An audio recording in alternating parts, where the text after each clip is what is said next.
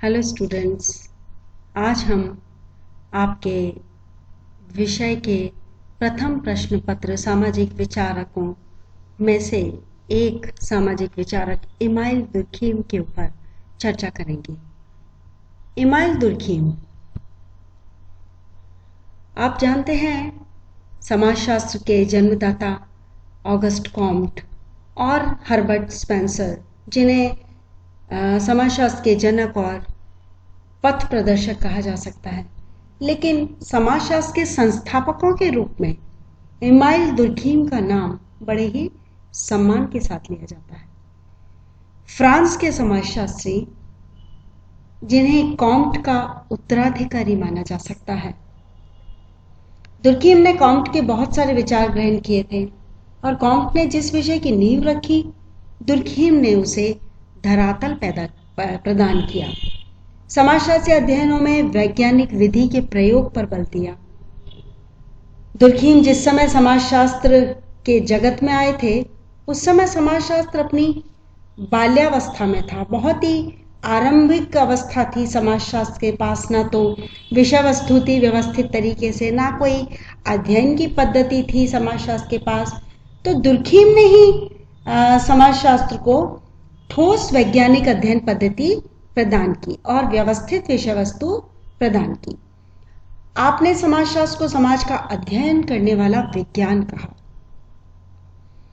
Durkheim, जैसा कि मैंने अभी आपको बताया, कॉम्ट के उत्तराधिकारी थे और प्रत्यक्षवाद और विज्ञानवाद में विश्वास करते थे। उन्होंने सामाजिक क्रियाओं के अध्ययन में जो भौतिक विज्ञान की विधियां थी, उनको अपनाने पर जोर दिया। उन्होंने कहा कि यदि भौतिक विज्ञानों की तरह सामाजिक घटनाओं का अवलोकन किया जाए, वर्गीकरण भी किया जाए और फिर परीक्षण भी किया जाए, तो सामाजिक क्रियाओं के अध्ययन में ज्यादा विश्वसनीयता आएगी। उन्होंने कहा कि जो अध्ययन है वो प्रयोगों द्वारा होने चाहिए, ना कि मूल्यों के आधार पर।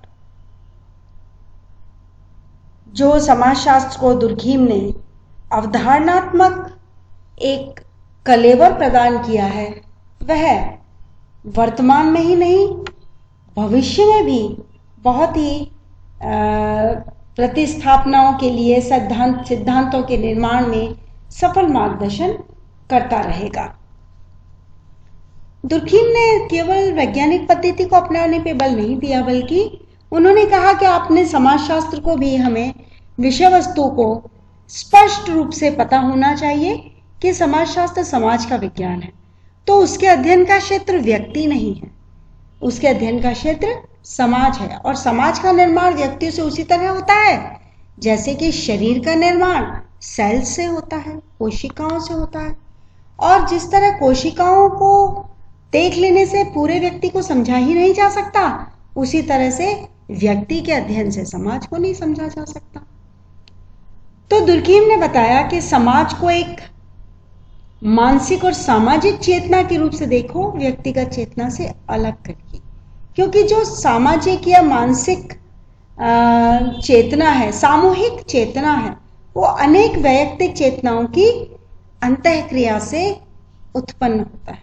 इसलिए वैयक्तिक चेतना से परे है सामूहिक चेतना। सामूहिकता का अध्ययन करना बहुत अधिक आवश्यक है, तभी हम किसी समाज के अध्ययन को स्पष्ट कर पाएंगे। इसके अलावा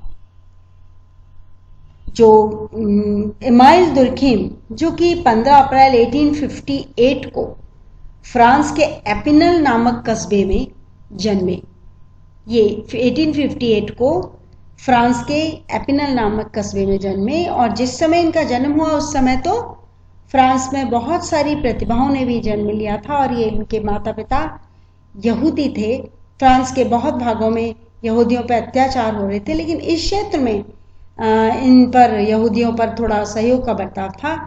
तो दुर्खीम के जो परिवार के लोग थे, वो यहूदी दर्शन के बारे में बहुत अधिक ज्ञान रखते थे, तो उन्हें भी यहूदी दर्शन के बारे में उनसे ज्ञान मिला। फिर जब वो थोड़े बड़े हुए तो एक ईसाई टीचर उनके संपर्क में आई।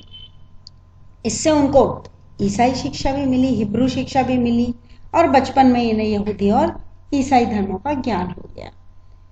जब वो धीरे धीरे बड़े होने लगे, बचपन से वो बहुत प्रखर बुद्धि के थे। उन्होंने अपनी प्राइमरी और मिडिल क्लासेस में अपनी बहुत अच्छे अंकों से आगे बढ़े, विशेष योग्यता प्राप्त की, सफलता प्राप्त की। फिर उन्होंने एपिनल के कॉलेज में ही ग्रेजुएशन कर लिया, स्नातक स्तर की उपाधि प्राप्त कर ली, और उसके बाद इन्होंने एक फ्रांस की बहुत प्रसिद्ध संस्था है इकोल नॉर्मल एकेडमी, उसमें उन्होंने प्रवेश लिया। और उस समय उन्होंने, क्योंकि वो शिक्षक बनना चाहते थे, तो उनको लगता था कि मैं इस शिक्षा का, इस अकेडमी का छात्र होने का गौरव मुझे मिले, क्योंकि केवल प्रतिभावान छात्रों को ही इसमें प्रवेश मिलता था। तो दुर्खीम को भी 3 बार कोशिश करने के बाद इस संस्था में प्रवेश मिल गया।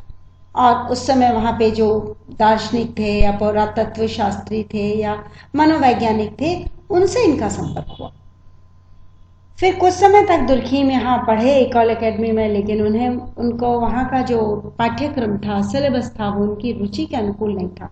क्योंकि दुर्खीम की रुचि तो जैसे मैंने आपको बताया विज्ञानवाद में थी, प्रत्यक्षवाद में थी, और ये जो संस्था थी ये परंपरावादी थी, मानवतावादी दृष्टिकोण पर बल दिया जाता था।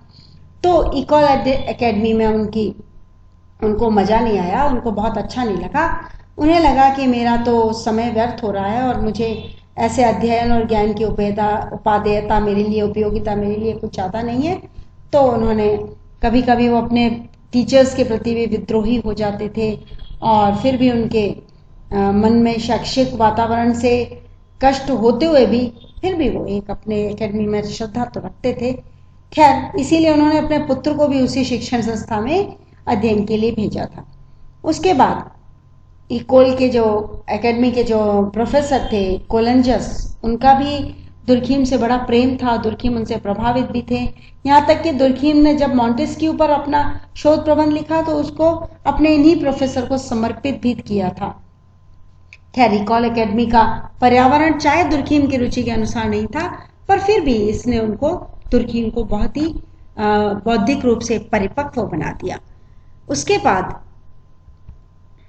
दुर्खीम धीरे धीरे करके आगे बढ़ते गए। उन्होंने बचपन से ही मेधावी छात्र होने के कारण उनको हमेशा से गंभीर और चिंतनशील मुद्रा में भी रहते थे। फिर उन्होंने आगे जब उन्होंने अपना कार्य शुरू किया तो इनका परिचय यहूदी दर्शन के विख्यात विद्वानों से हुआ। वो फ्रांसीसी विद्वान रूसों से भी बहुत अधिक प्रभावित हुए, और मॉन्टेस्क्यू का दुर्खीम के विचारों पर बहुत प्रभाव आया। मॉन्टेस्क्यू राजनीति शास्त्र से संबंधित कई अवधारणाओं, कानून, राज्य पर अपने महत्वपूर्ण विचार प्रकट कर रहे थे।